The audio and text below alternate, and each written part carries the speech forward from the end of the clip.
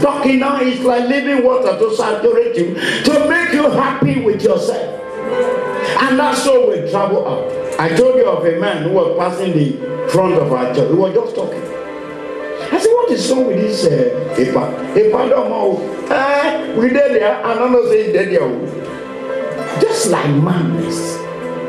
May your soul never travel out. May your soul concentrate to receive the word of God in the name of Jesus Christ. Many souls used to travel out. This is a major problem. You are on your knees, you are praying, for example. You are praying. Everybody is praying. You are just talking with man. Huh? You are talking with man. You are talking with man. If the telephone ring, you put it on vibration. Huh? You know you are not concentrating, Abby. So human being talking to you on phone is more important than the God you are talking about. I see some people on their knees praying. They put their phone on vibration. Even in their homes, phone is ringing. They will abandon the prayer and start answering phone. Area boy, don't travel.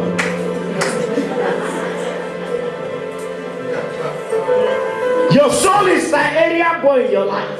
And that's where the Holy Ghost wants to nurture. That's where the concentration of life is. That's where you can be able to stand your life and say, hey, this is what I want to be. And your soul is never stable. The soul that sinneth, it shall die. The devil knows that. God is out as you enter a new season to saturate your soul with living water. Somebody say amen. Amen. Number 4.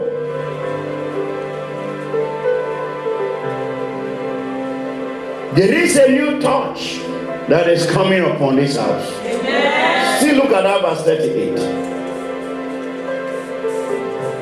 Out of his belly shall flow rivers of what? Living water. Out of your belly. What is in your belly must flow out. Amen. What is in your belly must flow out. That is your heart region. I want to believe God is a flowing out in this ministry. Yeah. Now you can't give up life and get something contrary. I give you life, at least life will bounce back to me. You can't give somebody love and it bounces back to you with hatred. That is why it is very important when people hate you, begin to love them. Amen. You say, how do I do that? You do it through prayers. I have seen cases of people who say, they don't like me. I say, why would they not like me? I begin to pray for them on my knees. God, let them like me now. I don't hate them. And with time you just see that darkness will be clear. It's either I will phone them, they will phone, daddy, I didn't know. And God bless you, sir. That kind of a thing. The barrier is broken. How can you be hating people 1 year, 2 years, 3 years? You are dying, though. You dey die, oh. How can you put hatred? You don't hate somebody, you don't greet the person. Maybe you are in the same church, you see him face, you turn like this. How long will you do that? That one will not put value in your life. That one will reduce you more and more. Out of your belly shall flow. Have you ever seen something that is flowing? You are a flowing personality. You are a channel. God wants to flow out His life to the world, to your family, to your neighbor in this ministry, in the name of Jesus. Number 5, the last. The living water flowing out, it flows out to transform, beautify, and makes your life attractive. It flows out to affect and impact the lives of others. Then, when you look at verse 39, it's talking principally about the Holy Ghost. The Holy Ghost is the agency to finish the end time work. And his personality must be re-emphasized in this ministry. Whatever you are doing, let us know that the leader of this ministry, the Holy Spirit, is a senior partner.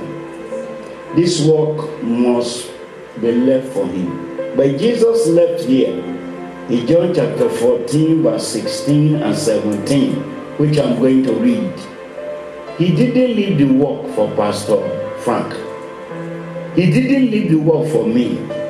He didn't leave the work for any of us. He left it for who? The Holy Spirit. Let's look for him. He's the owner of this work now. Anything you are doing in the church, recognize the personality of who? The Holy Spirit. He is the one that is in charge of gathering people now. I can only speak the word of God. You go home. You can only speak the word and you go, you teach the word. He is the greatest teacher that will impart what I'm saying now into your heart. He is the one that will help you evangelism. You call somebody, oh, we are having 70th anniversary of our church. Please come. It's the Holy Spirit that will convince the person to come. No matter how you persuade the person, no matter how you influence the person, if the Holy Spirit has not done a thorough work, we'll just be wasting our time.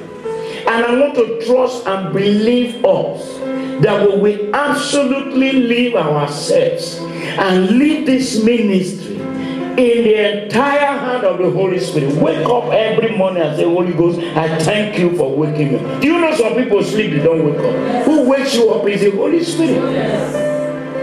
If you sleep at night, the Holy Spirit left you and say, bye-bye. They will always say, he has given up what? The ghost. You are gone.